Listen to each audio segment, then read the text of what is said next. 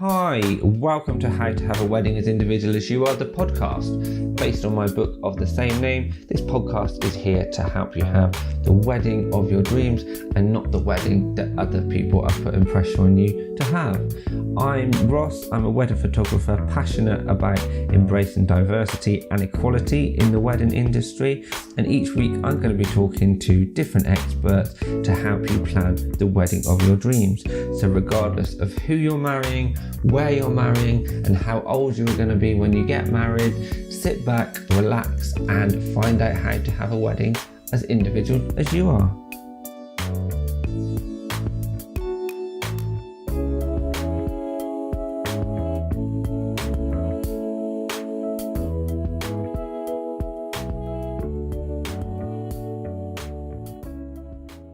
Hello everyone, welcome to another episode of How to Have a Wedding as Individual as You Are, the podcast. We're somewhere different today. We're in London, in Devonshire Square, so there's a little bit of chinking and chatter and noise in the background, but it's all good. It's nice to be out of the house and away from the coffee table in comfy chairs. Two or three things we're going to talk about today. Originally, we were going to talk about meditation and keeping calm and little tips and exercises you can do in the build up to your big day or on the big day. It's getting a little bit stressful, and we are going to still share some advice. But as I was talking to my guest Emma, and she'll introduce herself in a second, we also chatted about our love of literature and reading and books, and we know we could go off on a whole tangent in that direction as well.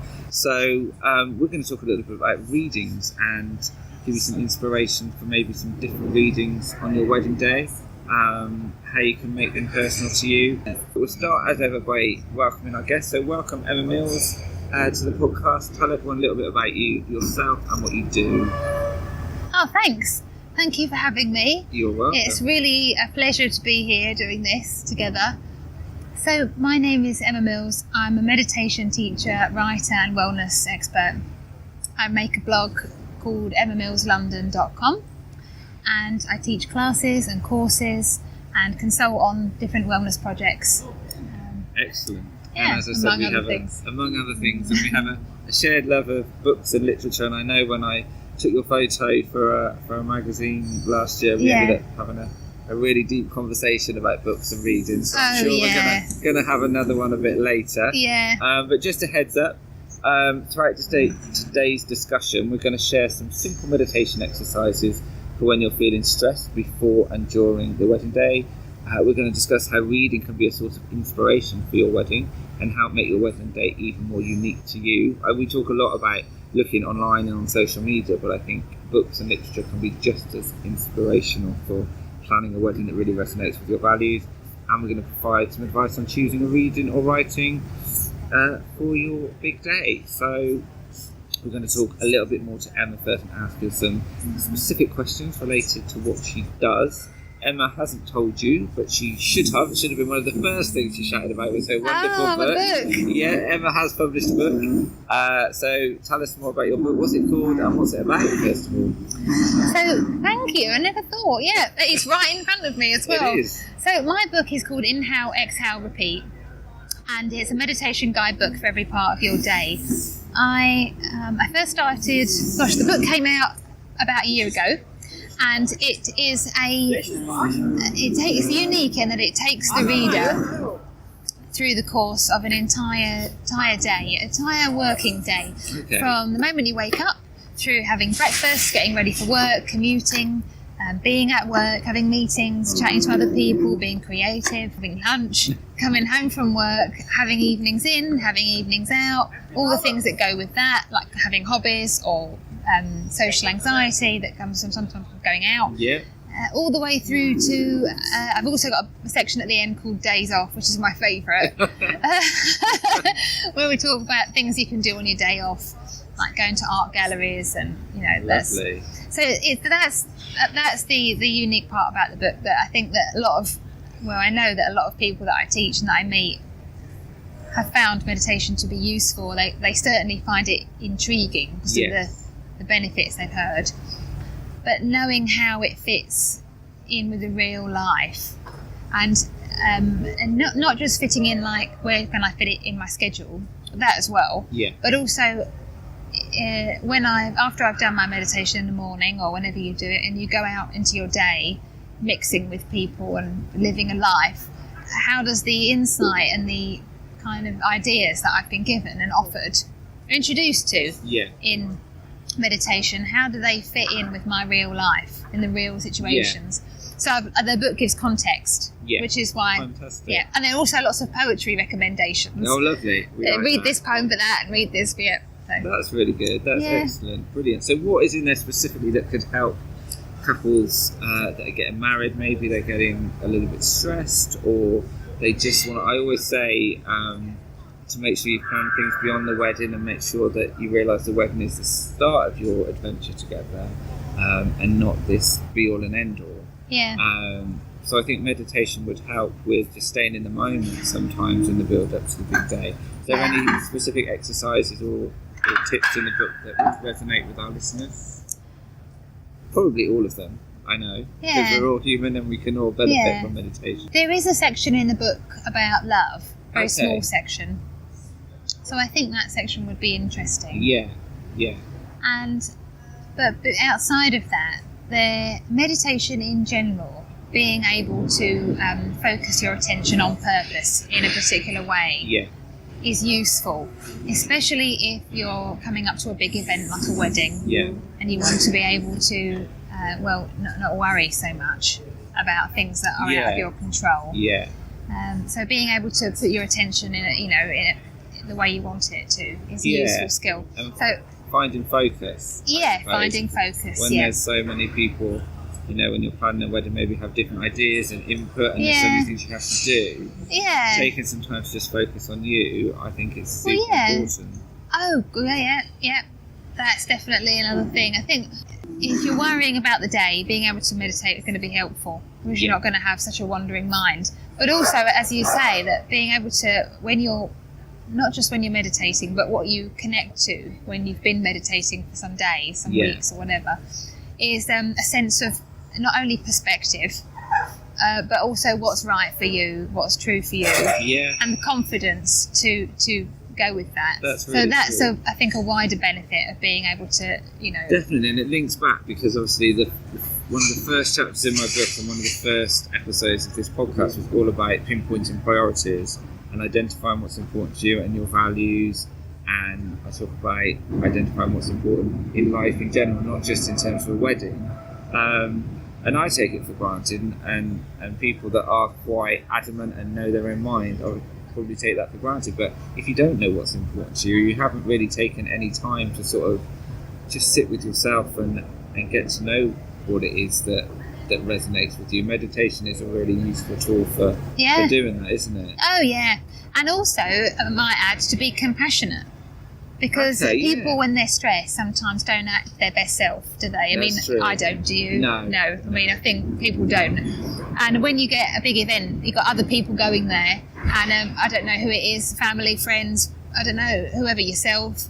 And I think having that compassion and that patience to understand that people who might be stressed, or they might be worried, or got nerves, and makes you kinder, makes you more patient, more forgiving of yourself and of other people. So those are all other helpful things, I think. So for somebody who hasn't meditated before, what's a good starting point?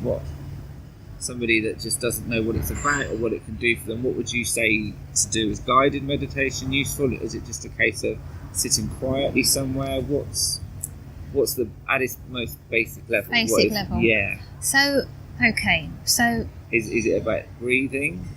Or is it about looking internally? Or Well, you see, my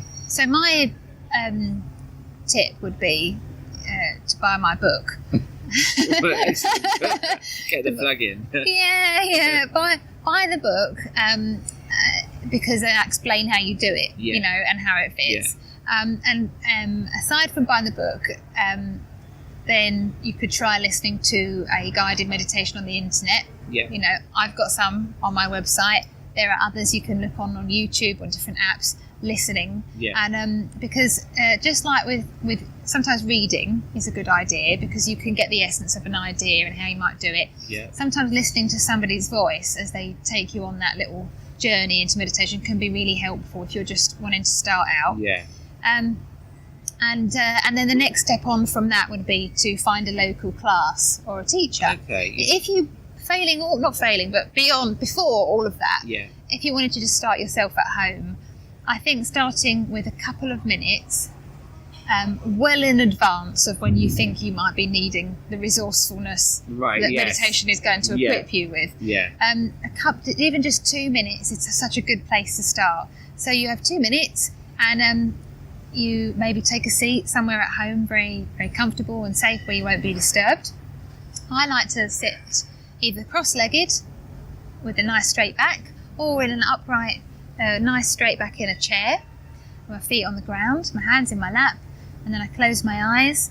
And then what you might like to do is to spend 2 minutes with your hand gently covering your tummy, following the gentle rhythm of the coming and going of your breath. And you keep your attention, just for only 2 minutes, tied to the coming and going of the breath. Okay. That's one way. Another way is to, again, you sit down, you close your eyes, and then you take your attention on a little tour of the senses.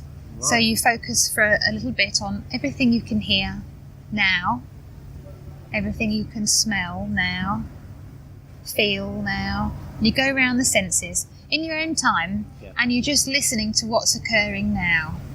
And that's it. Don't try and get rid of thoughts.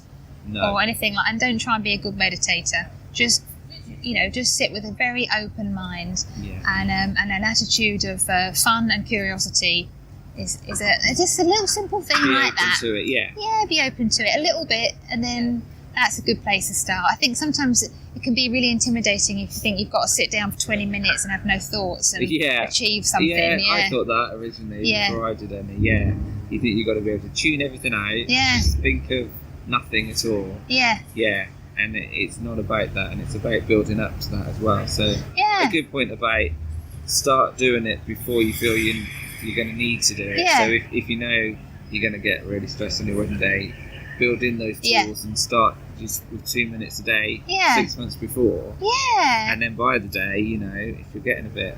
You'll be really well acquainted with that meditation space. Yeah. However, and that's a good thing. If you're like someone's listening now and they're like, oh my God, my wedding's tomorrow and I'm really nervous, don't worry, you can still start now. Okay. It doesn't matter. Yeah. Start. Every little helps. Yeah. And it is just focusing on the now, isn't it? And I think I think in life in general, and that's why your book's so brilliant, everything is such a sensory overload, isn't there? And we've always got to be doing something, or talking to someone, or listening to something, or reading something, or responding to something. And on a wedding day, you feel that even more, I suppose. You've got to, things you've got to remember, you've got to wear things you're not used to wearing, you've got to talk to people you might not have seen for a while. And although it's exciting, it can be quite overwhelming. Yeah. And because it's so focused on the now, you said about what's the sounds that you can hear now and the things you can see now. At the end of the session, I always ask people, it's not therapy, at the end of the episode I always ask people to give some advice from their own wedding, and a lot of people say take some time to enjoy the day. So some people have said stand at the back of the room with your partner and watch your guests enjoying themselves, or enjoy every moment, enjoy the vows.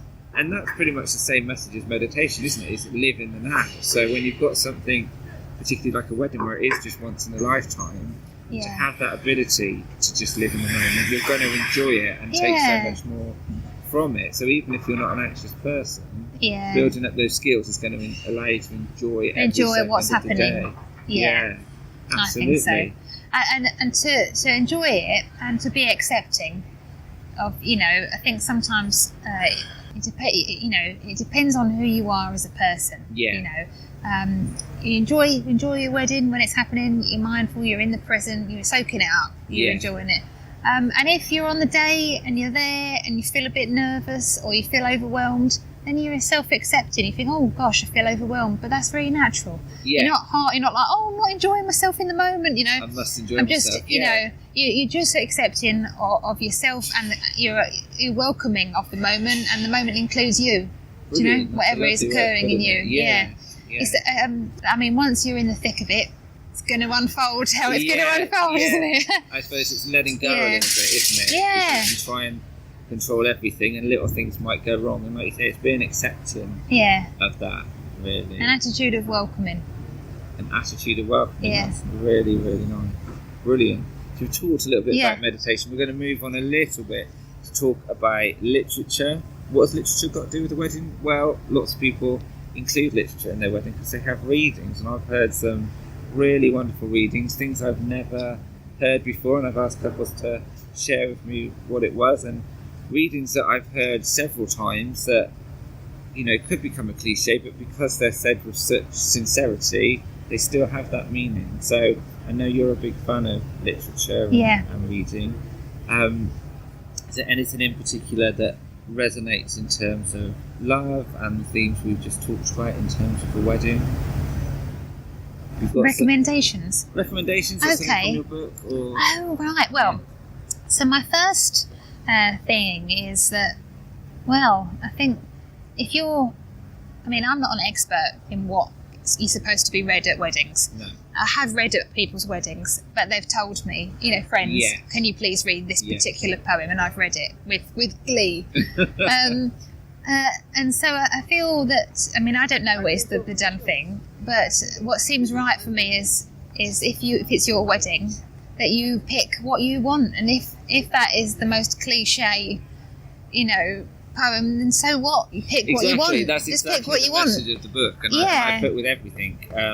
Don't be different for the sake of it. It doesn't resonate with you. But if you do want something that means something to you and it is cliche, go with it anyway. Yeah. Whether it's a first night song or a reading. Exactly. So like I said, I read a passage from Captain Corelli's Mandarin for my friend, and I was researching this podcast, so I looked up, and it was one of the most blogged about readings. But I can understand why, because having read it, it's nice. It really resonates. Yeah.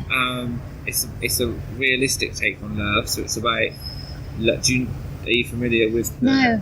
It's basically saying that love is what's there after the not necessarily the passion is gone, but after that excitement, it's also the mundane and it's the everyday. And it's what you're left with after all that buzz has gone, which is really important for a wedding, because after the buzz of a wedding, that's your life together. You always say that. So I looked it up, and I hadn't read it for a while, and when I read it, I just thought, I can understand why this is popular, and it is meaningful. And it goes with the themes of what we talk about, in that, you know, marriage is not just the wedding, it's your life afterwards. So that sort of passage really captures that essence for me. But also I was looking at books I like, and I found they're all quite not depressing, but there wasn't a lot about love in them. But I don't think that matters. Like you say, have what you want. So it might just be a passage about, I don't know, religion or spirituality or fun or laughter, and that can be just as important. Or make your own one. Like you did. You said something about I wrote one and read one for my friend's wedding. Yeah, absolutely. We were also going to talk about using reading as a source of inspiration. So I've seen weddings that are based on films or looks from the internet, but I think, you know, books have such an ability to take us to places we've never been, and to put ourselves in other people's shoes, that lives we've never going to experience from different eras and passages in time and different cultures. So I think that's really a really good tip for finding inspiration for your wedding, is looking on your bookshelf, I think. And what sort of books inspire you, sort of day-to-day life? Is there any pieces of literature that you keep going back to, or that you draw from? Absolutely. So just generally in life, I particularly like poetry. So I read poetry every day, and I like also short stories. I like, so I've noticed, I like most poetry. I really like, there are some poems which feel for me very romantic, and they feel to be speaking about quite a personal, romantic love. Okay. Like there's a poet called Sarah Teasdale who writes some really kind of gashing sort of, love poetry, which was written during the war about the lover who should come back. Can't wait for my lover to come back, sort of thing.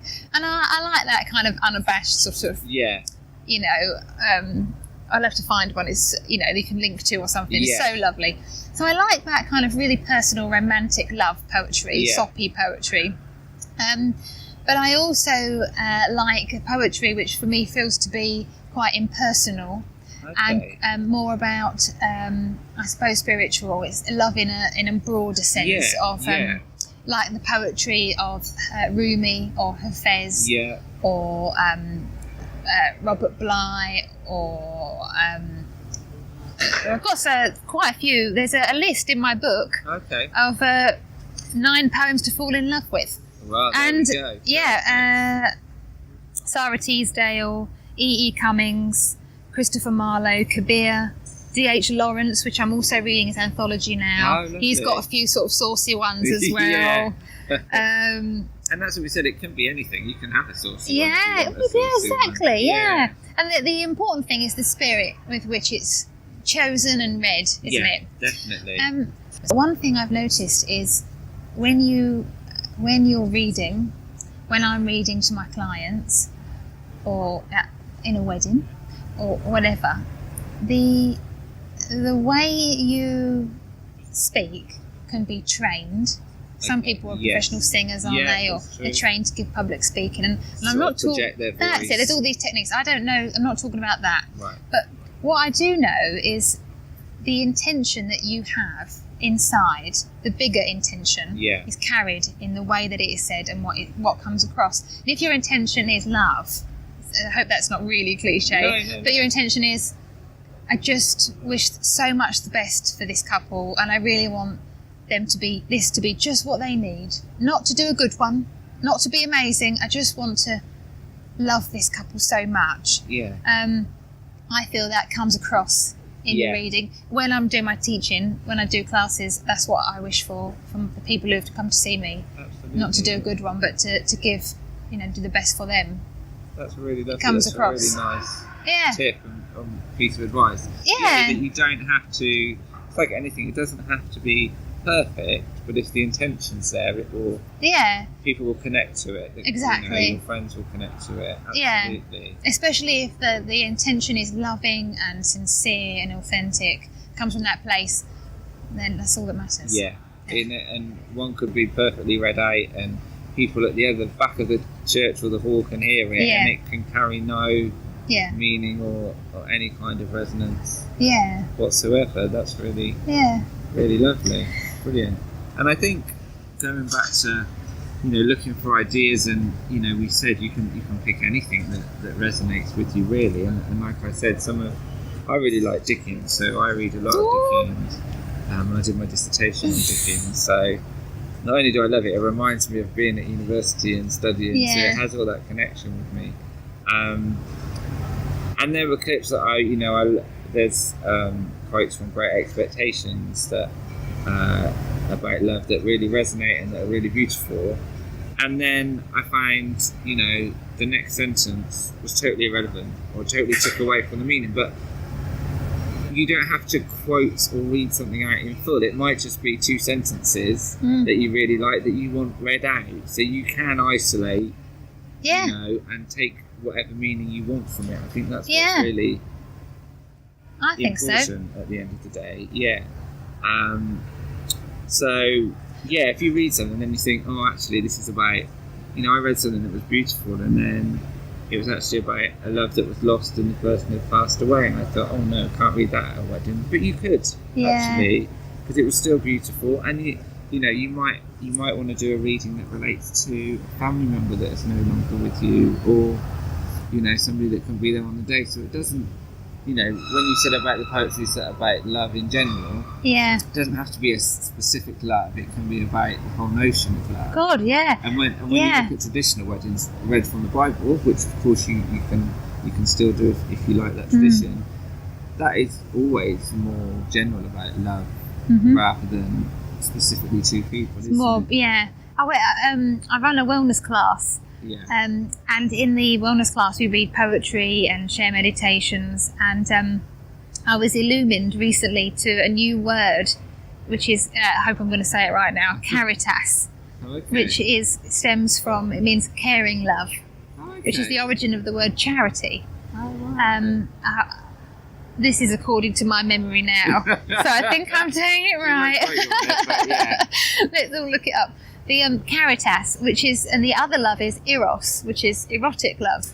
Okay. So I like the idea of caritas. Yeah. And I like, because often when I suppose think of charity now in the modern understanding, it's more about giving to charity. Yeah. But when I think about caring love as charity, it's more of an older understanding of that word, isn't it? Isn't it? It's very Caritas. true. And actually, I suppose at a wedding, you've got both kinds, because the love between the couple getting married is hopefully a little bit more on the erotic side. Yeah.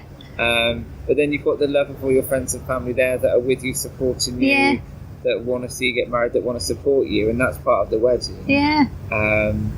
I know traditionally in a Christian wedding, many weddings aren't Christian anymore, and that's absolutely fine. But there's a whole part where the kind of congregation proclaim that they're going to support them in their marriage, and so that's still a nice, even if you're not spiritual or religious, that's still a nice sort of essence to think about all the people there love you and in a charitable way. Isn't it? Yeah, that is so nice. Yeah.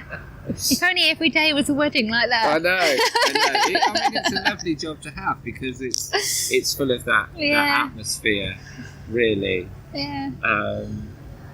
So, do you have any other tips for choosing literature or poetry for readings? In weddings? Yeah.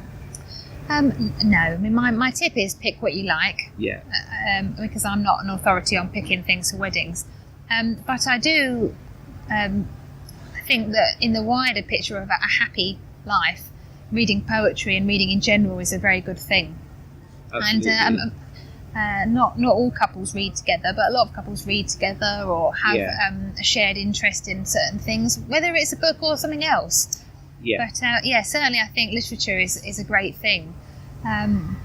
It's I think that I was just chatting to someone earlier and we were talking about poetry because I read a lot of poetry, and in reading stories, novels, anything like that has such a wonderful calming effect. Yeah, I was going to say actually, because to some people it's been like meditation and reading seem two totally different subjects, but actually I was going to say they melt together, because reading in itself can be quite meditative, and it can be something that grinds you and focuses you and keeps you in the moment a little bit more. Yeah. So I suppose another tip would be, if you are feeling anxious, there might be a little verse that reminds you to just keep calm and breathe, or to keep a little book copy, of quotes or passages that you like, and that remind you of the bigger perspective. Yeah, absolutely. We talk a lot about perspective on this podcast, because I think it gets lost a lot of the time. It gets lost in all the details and spending money and having the right things, and I think perspective is really important. So, definitely. That's a great idea. A little book of quotes or prose. Yeah. I think many people often have said, how does meditation fit with poetry? And I find that the two are very much together in my mind. Yes. And one of them, there's so many ways. If the obvious, maybe it's obvious or not, I don't know if it is fair to say, that reading is relaxing, can be relaxing. It can, it gives you something to focus on. It brings you into the now. You're engaged in what you're doing. It's almost a tiny bit escapism, because you're in the story. It depends what you're reading, but you can be in the story. But I don't see that's the reason why it's good for meditation. One of the reasons, and one reason I think it's good to read stories is it gives you a better understanding of other people, especially if, like Dickens, you read kind of complex prose where the characters are unpredictable, or more unpredictable than modern fiction. And where our brains can get used to anticipating certain behaviour from certain people. Classic fiction that is challenging to the brain. and lights up different parts of the brain than less challenging Yeah. sentences. So I think it can give you a greater understanding of other people, more empathy with other people. It encourages you to evaluate and understand your own experience of life. Yeah. Not necessarily change, but to re-evaluate it alongside this new information that has come in, these new stories. It's also, if we talk about stories there, so novels, if we look at poetry, it has quite a different effect on the brain. Okay. Poetry has a different, shows up differently in an fMRI scanner when people read poetry. Okay. What they find is that people who are reading their favourite poem lights up areas in the brain which are associated with memory, which makes you think that the pleasure of reading a favourite poem is more about remembrance than encountering. Yeah. Whereas reading complex poetry that's new brings about activity in the brain which is more to do with self-reflection. Brings about a similar state in the brain, which is to do with self-reflection, self-understanding, which is similar to where we go in meditation. Yeah, absolutely. Within a similar sense of consciousness or awareness. That's if you look at it from that angle. Yeah. Which I very rarely do. No. So don't worry if we get so don't deep worry. for you. I worry. don't. But it's nice to know. Yeah. My way of looking at it is when I read poetry, it is an experience of beauty. It is a connection to the beauty of life and the experience of something wonderful and just something wonderful and pleasurable and beautiful. And that often transcends, even if it's just a simple love poem, the beauty transcends all time, all scenarios, and goes to the heart of something. And it's a beautiful thing. And meditation, it takes you to the heart of what it is to be. And I see them as very much the same thing, or avenues to the same thing. And it's fun. Yeah, let's not forget that it's fun. It's a fun thing to do. You can read poems with people you love. You can read poems at breakfast anytime, at your wedding. And actually, I chatted to another Emma McNally recently, and she's an NLP practitioner. And one of the things we're talking about is just understanding with your partner if there's any conflict. Get into a space where there's a mutual level of agreement. So coming from a place in the same space, understanding different behaviours and different perspectives, so that if things happen, you realise their reaction is not, because it's about stepping into their shoes really and seeing it from the other side. So I think because my partner and I, we both read, but we read very different things, and we've started. Granted, I'll be honest, he reads more of what I recommend than I read. I don't read a lot of what he recommends, but I do sort of encourage him to read some of my books. But it gives you a better understanding of each other, I think, because sometimes James will say to me, it's always a long running joke. He's like, "Oh, what's your book about?" So I'll read the back cover and some of the testimonials. He's like, "Oh yeah, that sounds like a Ross book," or he's like, "You've lost me already," because it's deep or it's complex. But then he's read some and he's loved some. Yeah. And then as he's read more, he goes, "Oh, I get why you like that. I bet you like this character. I bet you like that." So it does help understand each other. And how you see life, and you can discuss things and say, "Well, I love that book because it relates to how I felt when I was growing up, or that character was me," and it can be a really great tool for connecting to other people. Yeah. That is so true. That is so true. I've often felt, not necessarily with books, with novels, but with poems, that on various occasions there's been a sentiment or something. There's been some sort of knowing or feeling or notion in me, and that is so important to me, is so pertinent to me in that moment of my life. And when I've been chatting to a close friend or a loved one and wanted to share with them what was, how I was feeling or what I was thinking about this bit of my life, that having a poem that I'd found, which was like the perfect version of exactly how I felt. Yeah. You know, this is it. This is exactly it. Yeah. And then they go, oh, I see. You know, gave me, you know, the words. Yes. To be able to say, and the confidence and the affirmation. Say, oh, this is valid. You know, someone else once felt like this. Yeah. Exactly. I think that's what's really great about reading and poetry. Yeah. Absolutely. And I was, we chatted earlier, and one of my favourite authors is Sarah Winman, who wrote When God Was a Rabbit, A Year of Marvellous Ways, and Tin Man. And I think what I like about her is, especially her first book and her latest, it's very real. Real things happen. You know, loss happens, bereavement happens. You know, people suffer. But she's also woven in this element of magic and make believe. We've got music going on in the background as I talk, and I kind of like that. I don't like anything so far removed from reality that I can't relate. Yeah. But I like finding the magic in life without sounding really cheesy. Yeah. And I think that's kind of my approach to photography. Yeah. Like, I like to photograph people as they are, but also add that sort of feeling of magic and love that you know obviously people are experiencing. So when I was sort of researching today, I thought that does go hand in hand with what I like. I remember being at college and you know researching different photographers, and there was a lot of talk of like Martin Parr. I don't know if you know Martin Parr, and he's very real. He takes photos of real people, you know, Britain on the beach, or you know, in a fish and chip shop.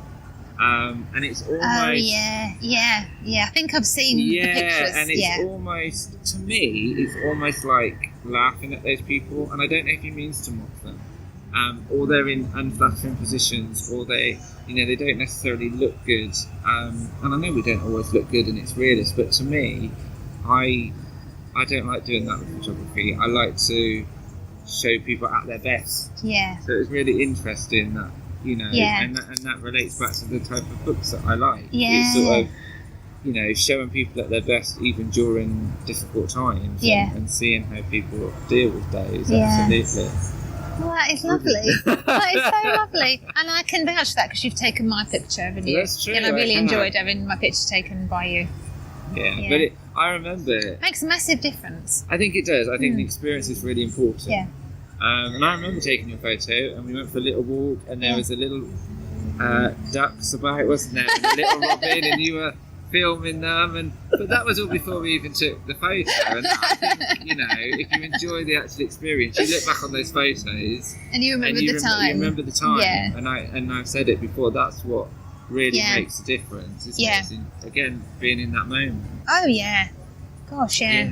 And that's what, you know, I have to do at a wedding, is help people enjoy that moment, and then have photos to look back on that moment, you know, for the rest of their life. Yeah. We're getting a bit deep and getting a bit self-promotion here, so we'll stop. But let's just sum up some of the tips that we've shared. So Emma spoke about meditation and the benefits of just being in the moment and getting a sense of who you are and a sense of self. And you can do that. Just start with 2 minutes. 2 minutes a day. Just sit somewhere. You just need to start. That's all. And a few minutes is a good place. You don't even need to do it every day. I find the more you do it, in general, not knowing who it is that's listening, the more you do it, the more developed your sensitivity to meditation becomes. But I don't think it should ever become a chore. No. You know, I must do it. If you don't feel like it. Yeah, it's definitely a quality over quantity thing in my book anyway. Yeah. But it doesn't have to be start with 20 minutes and you know, it's just don't worry if thoughts enter your head or whatever. Yeah. Brilliant. And I did say that the first thing you should do is buy my book. But if you don't have the book or can't get the book, on my website there's 200 blogs. Oh wow! There's all articles about meditation for free. You could just read. Excellent. You know, whatever you're interested in. Yeah, absolutely. So we talked a little bit about meditation, and it's not it's something for everyone. Everyone can do it, and if you think you are going to be anxious in the build-up for your big day, start practicing as soon as possible, so that on the day it becomes more more natural, and you can just tune in or out, as you need to. But like Emma said, if you are getting married in 5 days and you're panicking, it's never too late to start. Just taking 2 minutes and listening to your breathing and what's going around you. Absolutely. And just as like you said, the wedding is the beginning, isn't it? Yes. So you get your meditation to go on into your wedding, into your marriage. Yeah, absolutely. So brilliant. So we talked about that, and about being in the moment. The more you can practice being in the moment, the more you're going to enjoy being in the moment on your big day. So that's really important. And then we veered right off and we talked about books and literature and reading. So some tips: pick a reading that means something to you. Don't pick something to impress other people, or don't worry if it's a cliche. Just go with something that really resonates. You can write your own, or you can get a friend to write their own. There are no rules. More and more you can, especially if you're having a celebrant preside over your wedding, then you really can read whatever you want. I know a wedding I did in London this year, a lot of it related back to Harry Potter and the different things within Harry Potter. And so you can make it whatever you want, and you don't have to take a whole passage. So if there are 4 sentences that really relate to how you feel about each other, and then the 5th and 6th really don't, just pick those 3 or 4 that means that you can take whatever meaning you want from a reading. So you can just take a sentence or 2, and if there is a really long passage of literature that you like, then split it up and get different people to read different parts of it, so you can break it down that way. So you can have as long or as short as reading as you like. So just go with your heart really when it comes to a reading, and use reading as an inspiration for your wedding. So use it to look up different cultures or hear about different love stories, and incorporate anything you want. Don't be restricted by wedding blogs or social media. Go to your bookshelf or go to the library and read all sorts of things about all different types of people, and see what resonates and works for you. So that's a few tips for you. Thank you very much to Emma for joining us in this quiet but sometimes noisy environment. It's been nice to be out and about, as I said. At large. At large in London, tell everyone, remind us of your website, the name of your book, where you can get it. Okay. So, just my name is Emma Mills. My book is called Inhale, Exhale, Repeat. I think it's a brilliant name. Oh, thanks. It's available on Amazon and in bookshops. And my website is emmamillslondon.com. And my social media name is Emma Mills London. So you can join me in any of those mediums. And last I looked, you was in a vintage car. So who knows what will be next on the social media. Yeah. Brilliant. Thank you for joining us. That's thank you fantastic. So much. Really lovely chatting. Yeah, absolutely. I've loved the opportunity to chat and discuss these. I've definitely come away with new80s and new perspectives. Oh, brilliant. And I think you've given other people lots of ideas and perspectives as well. So that's great. Thanks for listening. I'm just going to remind you that my website is www.rosswilshirephotography.co.uk. My book, How to Have a Wedding as Individual as You Are, is available on Amazon, Barnes & Noble and Waterstones online. And my email is info@rosswilshirephotography.co.uk. So if you want to contact me about the podcast, you'd like a signed copy of the book, or to chat anything wedding related, get in touch. I'm across all social media. Just search Ross Wilshire Photography, and we'll be back very soon with another episode of How to Have a Wedding as Individual as You Are. Happy wedding planning, everybody.